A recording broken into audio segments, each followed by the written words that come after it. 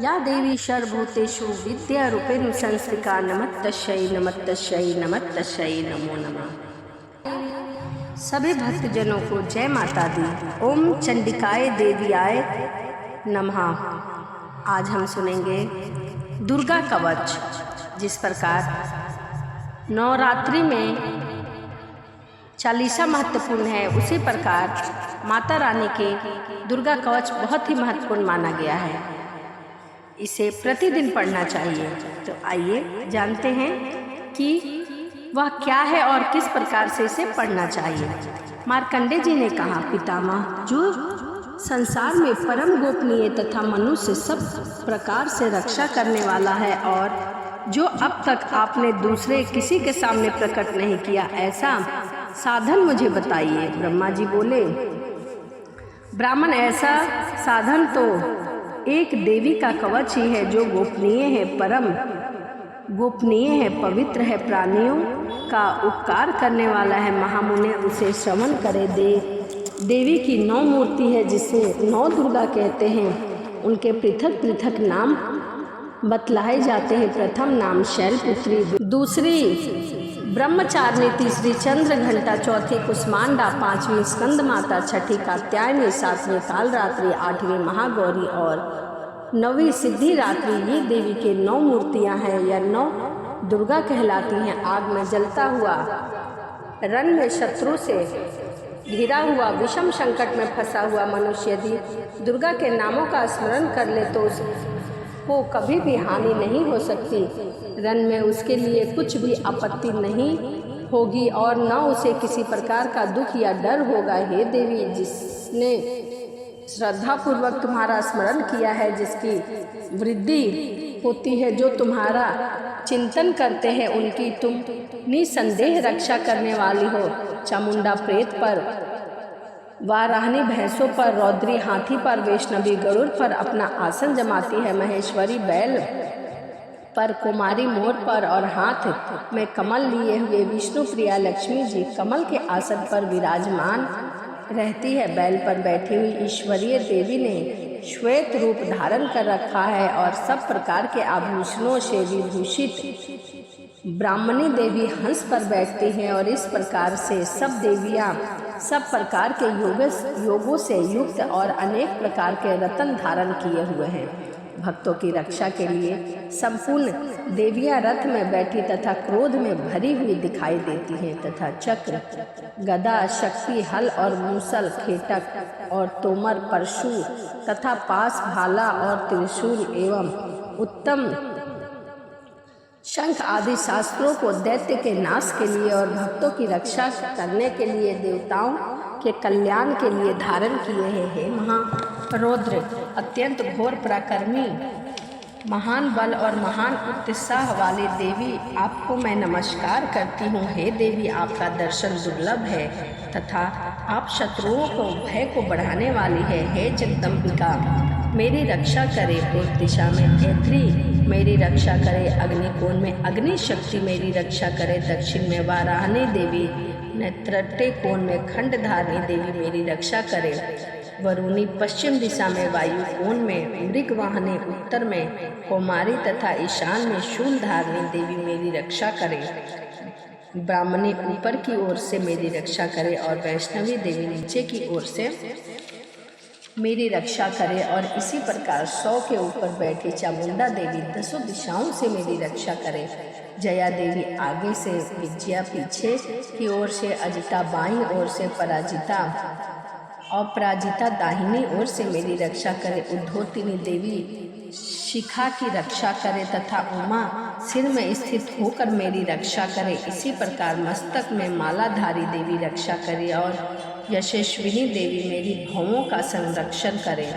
भौंवों के मध्य भाग में त्रिनेत्रा नथुनों की यम घंटा देवी रक्षा करे। नेत्रों के मध्य में शंखनी देवी और द्वारवासिनी देवी कानों की रक्षा करे। कोपलों की कामनी देवी और कानों के मूल भाग की भगवती शांकरी रक्षा करे। सुगंधा नासिकों की और चर्चिता ऊपर के होठ की, अमृत कला नीचे की होठ की सरस्वती देवी जीभ की रक्षा करे।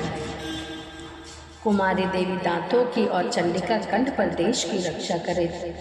चित्र घंटा गले की घंटी की और महामाया तालू की रक्षा करे।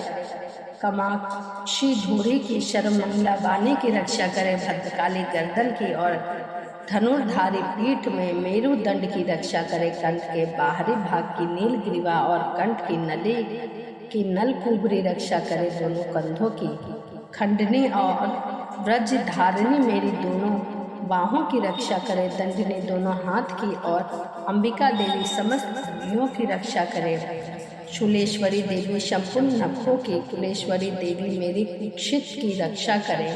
महादेवी दोनों स्तनों की, शोक विनाशिनी मन की रक्षा करे। ललिता देवी हृदय की, शूलधारिणी उदर की रक्षा करे। कामनी देवी नाभि की, गृहेश्वरी गृह स्थान की, पूतना और कामनी लिंग की और महिष वाहनी गुर्दों की रक्षा करे। संपूर्ण इच्छाओं को पूर्ण करने वाली महाबला देवी दोनों जांघों की रक्षा करे। विद्यावासिनी देवी दोनों घुटनों की और तेजस्वी देवी दोनों पांवों के पृष्ठ भाग की, श्रीधरी पांवों की अंगुलियों की, स्तनवासिनी तालुओं की, त्रटाकारालिनी देवी नखों की, उदर केशनी केशों की, वर्गीश्वरी वाणी की रक्षा करे। रोमा बलियों के छिद्रों की, कोबरी और त्वचा की वर्गीश्वरी देवी रक्षा करे। पार्वती देवी रक्त मज्जा वशा मांस हड्डी की रक्षा करे। कालरात्रि आंतों की करे। मुकुटेश्वरी देवी पीत की, पद्मावती कमल कोश की, चुंडामाई कफ की रक्षा करे। ज्वालामुखी नख राशियों में उत्पन्न तेज की रक्षा करे। अभेदा देवी शरीर के सब जोड़ों की रक्षा करे। ब्राह्मणी मेरे वीर की, छत्रेश्वरी छाया की और धर्मधारिणी मेरे अहंकार मन तथा बुद्धि की रक्षा करे। प्राण अपान समान उदान और ब्यान की व्रजहस्ता देवी रक्षा करे। कल्याण शोभना मेरे प्राणों की रक्षा करे। रस रूप गंध शब्द और स्पर्श इन विषयों का अनुभव करते समय योगिनी देवी मेरी रक्षा करे तथा मेरे सत्वगुण रजोगुण तमोगुण की रक्षा नारायणी देवी करे। वायु की रक्षा वाराहनी देवी करे। वैष्णवी धर्म की तथा चक्रिणी देवी मेरे यश कीर्ति लक्ष्मी धन और विद्या की रक्षा करे। इंद्राणी मेरे शरीर की रक्षा करे और हे चंडिके आप मेरे पशुओं की रक्षा करिए। महालक्ष्मी मेरे पुत्रों की रक्षा करे और भैरवी मेरी पत्नी की रक्षा करे। मेरे पथ की सुपथा तथा मार्ग की क्षमा करी देवी रक्षा करे। राजा के दरबार में महालक्ष्मी तथा सब और व्यापक रहने वाली विजया देवी चारों ओर से मेरी रक्षा करे। जो स्थान रक्षा में रहित हो और कवच में रह गया हो उसकी पापों का नाश करने वाली जयती देवी रक्षा करे। अपना शुभ चाहने वाले मनुष्य को बिना कवच के एक पग भी कहीं नहीं जाना चाहिए, क्योंकि कवच करने वाले मनुष्य जहाँ जहाँ भी जाते हैं वहाँ वहाँ उसे अवश्य धन का लाभ होता है तथा विजय की प्राप्ति होती है। वह जिस अभिष्ट वस्तु की इच्छा करता है वह उसे निश्चय ही प्राप्त हो जाता है और वह इसी संसार में महा ऐश्वर्य को प्राप्त करता है। कवचधारी मनुष्य निर्भय होता है और वह तीनों लोकों में माननीय होता है। देवी का यह कवच देवताओं के लिए भी कठिन है। जो नित्य प्रतिदिन नियम पूर्वक तीनों संध्याओं में श्रद्धा के साथ इसका पठन पाठन करता है वह अकाल मृत्यु से रहित होकर 100 वर्षों तक जीवित रहता है। उसकी लूता चर्मरोग विस्फोटक आदि समस्त व्याधियाँ समूल नष्ट हो जाती है। ज्वांवर जंगम और कृत्रिम प्रयोग इस तरह से जितने यंत्र मंत्र तंत्र इत्यादि होते हैं इस कवच के हृदय में धारण कर लेने पर नष्ट हो जाते हैं। इसके अतिरिक्त पृथ्वी पर विचरने वाले भूचर नभचर जलचर प्राणी उपदेश मात्र से सिद्ध होने वाले निम्न कोटि के देवता, जन्म के साथ प्रकट होने वाले देवता, कुल देवता, कंठमाला डाकनी शाकनी, अंतरिक्ष में विचरने वाले अत्यंत बलवती भयानक डाकनियाँ, ग्रह भूत यक्ष गंधर्व राक्षस ब्रह्म राक्षस वैताल कुष्मांडक और भैरव आदि अनिष्ट कारक देवता भी उस मनुष्य को जितने भी अपने हृदय में यह कवच धारण किया है देखते ही भाग जाते हैं। इस कवच के धारण करने से मान और तेज बढ़ता है। जो मनुष्य इस कवच का पाठ करके उसके पश्चात दुर्गा सप्तशती चंडी का पाठ करता है, उसका यश जगत में विख्यात होता है।